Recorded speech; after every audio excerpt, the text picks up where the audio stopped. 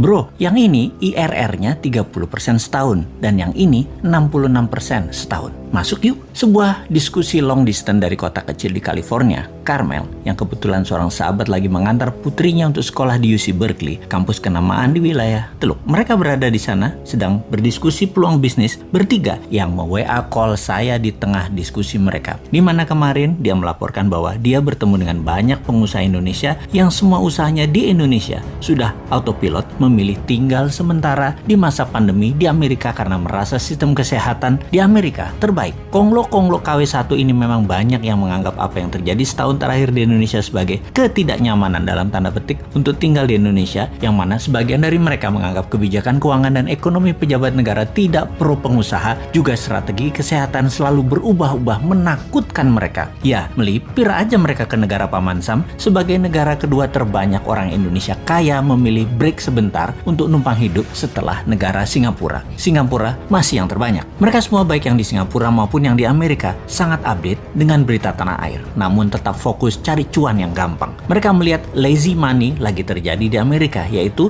taruh duit bermalas-malasan berinvestasi di berbagai bidang, semuanya lagi mudah dan menguntungkan. Di sanalah mereka nongkrong. Bener deh, kata mereka, kalau kita mau dapat cuan yang besar ya follow the money, ya ke Amerika sekarang. Maka ketika 3 orang sahabat lagi diskusi, yaitu mereka orang Indonesia yang lagi neduh di Amerika tersebut, menawari peluang tersebut ke saya. Semangat saya yang hampir lesu gara-gara nungguin PPKM menjadi nyala kembali mendengar informasi mereka tersebut. Sungguh, menunggu ketidakpastian dengan strategi mingguan kayak dagang tahu bulat digoreng mendadak itu ngeselin. Tiap minggu diperpanjang enggak, diperpanjang enggak? Ya diperpanjang dong, masa enggak? Kita ini dalam berdagang perlu kepastian dan hasilnya PPKM diperpanjang terus membuat mati gaya bisnis retail dan kehidupan kelas bawah serta menengah. Padahal sudah pada taat semua, di rumah terus. Jujur, dalam hati pernah berkomen, "Mbok sekalian aja PPKM level 10 langsung 2 tahun gitu. Covid pasti mati dan rakyat mati kabeh sekalian." Strategi pejabat goreng dadakan kayak tahu bulat memang mending tinggalin aja nih negara, pergi ke negara yang iklim investasinya baik. Itu kata KW1, KW2, konglomerat itu yang merantau ke negeri orang.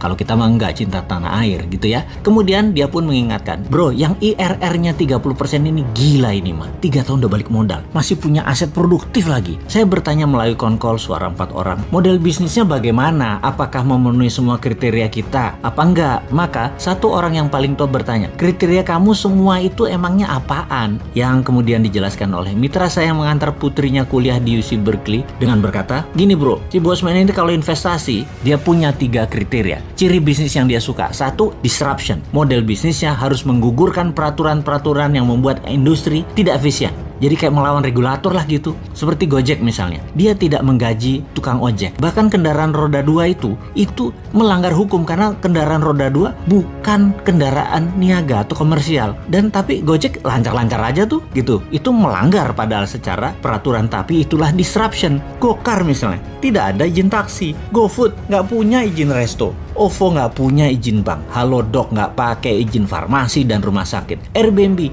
nggak pakai izin hotel dan lain sebagainya. Kemudian nomor 2, scalability to the extreme. Bangun sistem termasuk jaringan secara cepat agar segera tercapai economic of scale sebagai tembok penahan barrier to entry para pesaing yang mencoba masuk. Yang ketiga, mempunyai ekosistem industri baru, cara baru, jaringan baru yang menghancurkan yang lama yang tidak efisien. Yang dijawab olehnya, "Kena itu mah semua untuk beberapa bisnis yang gue tawarin masuk. Jadi kapan lo mau join? Gue kirim formnya ya." Klik. Telepon gratisan WA pun terputus.